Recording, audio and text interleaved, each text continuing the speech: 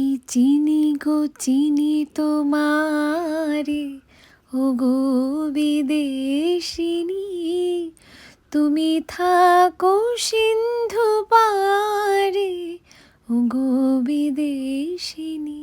High, আমি সঞ্চারী, আমি জাপানের টোকিও শহরে থাকি। চলে এসেছি আবারও একটা নতুন ব্লগ নিয়ে। আজ শনিবার, ছুটির দিন, তাই আজকে জম্পেশ খাওয়া দাওয়া। আজকের মেনুতে ছিল কাতলা মাছের মাথা দিয়ে লাউয়ের ঘন্ট, লাউ খোসা ভাজা, মাছের মাথা দিয়ে মুগের ডাল, আর কাতলা মাছের সর্ষে পোস্ত দিয়ে একটা ঝাল। হ্যাঁ বাপু, অনেক বড় মেনু ছিল আজ।